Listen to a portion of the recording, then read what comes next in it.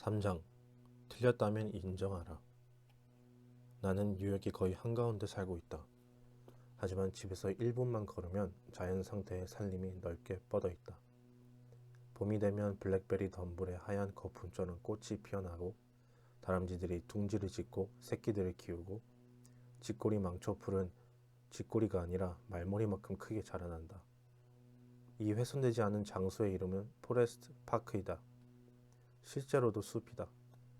아마도 콜럼버스가 아메리카를 발견했던 그날 오후와 다 크게 다른 모습은 아닐 것이다. 나는 렉스와 함께 이 공원에 자주 산책을 다닌다. 렉스는 내가 키우는 작은 보스턴 불독으로 사람들을 좋아하고 해를 끼치지 않는 작은 사냥개이다. 공원에서 사람을 만나는 일은 대단히 드문 일이라 나는 목줄이나 입막이 없이 렉스를 데리고 다닌다. 하루는 공원에서 말을 타고 있는 경찰관을 만났다. 그는 자신의 권위를 보여주고 싶어 근질근질한 사람이었다. 공원에서 입막이나 목줄도 없이 개가 돌아다니게 하고 계시는군요. 그는 나를 질책했다. 위법인 거 모르세요? 알고 있습니다. 나는 부드럽게 대답했다. 하지만 여기서는 해를 끼치려 해도 끼칠 사람이 없다고 생각합니다만. 생각이라고요? 생각한다고요? 법은 당신이 무슨 생각을 하든지 조금도 관심이 없어요. 저 개는 다람쥐를 죽일 수도 있고 아이를 물 수도 있죠. 이번엔 봐드리겠지만 혹 다음에도 저 개가 입막이나 목줄 없이 돌아다니는 걸 보게 되면 판사 앞에서 상황을 말해야 할 겁니다. 나는 순순히 그의 말에 따르겠다고 약속했다. 그리고 나는 그의 말을 따랐다. 몇 번은. 하지만 렉스는 입마개를 좋아하지 않았고 나도 마찬가지였다. 그래서 우리는 그냥 운이 좋기만을 바랄 수밖에 없었다. 얼마 동안은 아무 일도 없었다. 하지만 결국 덜미를 잡혔다. 렉스와 나는 어느 날 오후 언덕 위를 뛰어가고 있었다. 그러다 갑자기 놀랍게도 갈색말에 걸터앉은 경찰관이 나타났다. 나는 렉스를 앞장 세우고 곧장 경찰관에게 다가갔다. 제대로 걸린 것이다. 틀림없다. 그래서 경찰관이 말을 꺼내기 전에 내가 먼저 그가 할 말을 해버렸다. 경관님, 현장에서 저를 잡으셨군요. 제가 죄를 지었습니다. 알리바이도 변명할 거리도 없네요. 지난주에 개 입마개를 안 채우고 여기 오면 벌금을 매기겠다고 하셨는데도 말이죠. 글쎄요, 지금은. 경찰관은 부드러운 어조로 대답했다.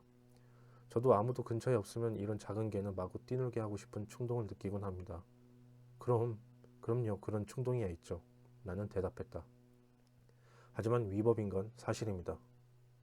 글쎄요, 저런 작은 개라면 누구도 해치지 못하겠는걸요. 경찰관이 오히려 내 말을 반박하고 있었다. 사람이야 못 해치겠지만 다람쥐를 죽일 수 있죠. 나는 말했다. 글쎄요, 자, 지금 문제를 너무 심각하게 받아들이고 계시는군요. 그는 말했다. 이제 해야 할 일을 알려드리죠.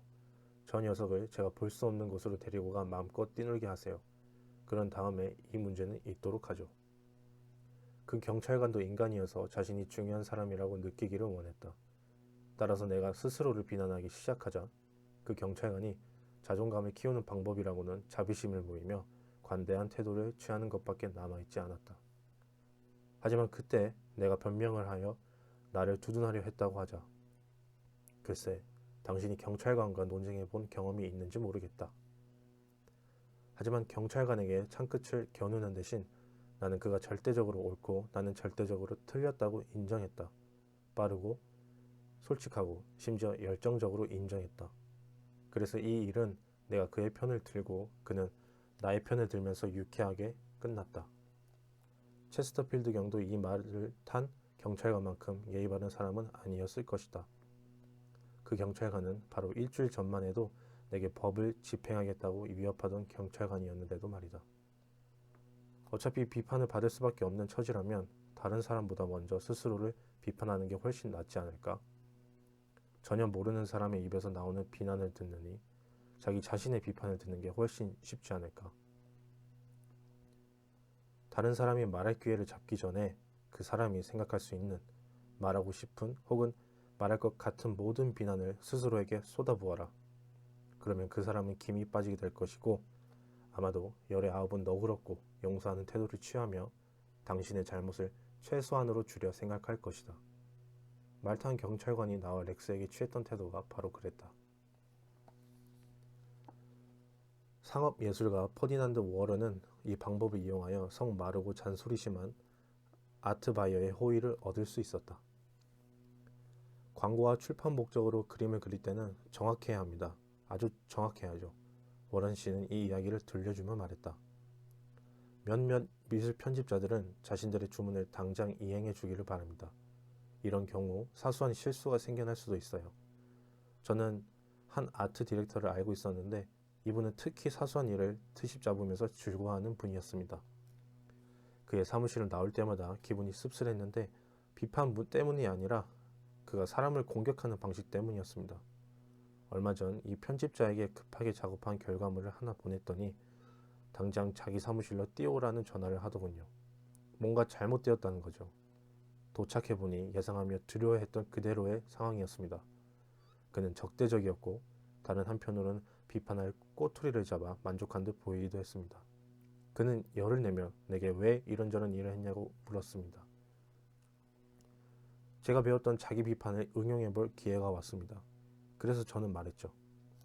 아무개 씨, 말씀이 사실이라면 제가 잘못을 저지른 게 맞습니다. 제 실수에는 변명의 여지도 없습니다. 당신을 위해 오래 그림을 그려왔는데도 멍청하게 이런 실수나 저지르고 있군요. 제 스스로 너무 창피합니다. 그러자 그가 저를 옹호하고 나섰습니다. 그래요, 맞아요. 하지만 그리 심각한 실수는 아닙니다. 저는 그의 말을 가로막았습니다. 모든 실수는 바로잡는데 막대한 비용이 들고 사람을 짜증나게 하기 마련입니다.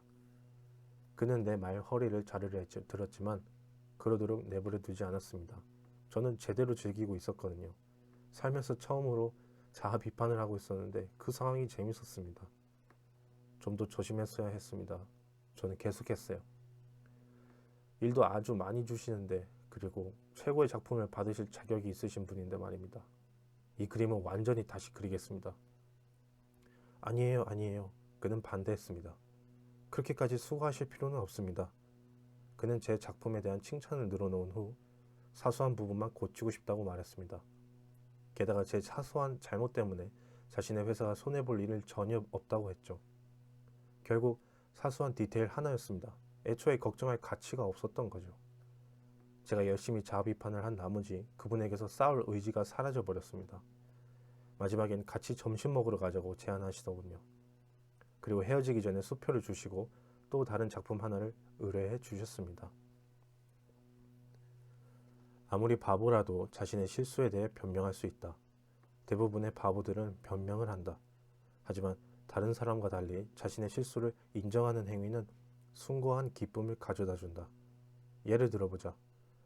남북 전쟁 당시 남군 총사령관 로버트 리 장군에 대한 사료 중에서도 가장 아름다운 것은 피켓 장군의 게티스버그 공격 실패에 대해 리 장군이 자신만을 책망했다는 이야기이다. 피켓 장군의 돌격은 서구 역사상 가장 빛나고 그림 같은 공격이었다.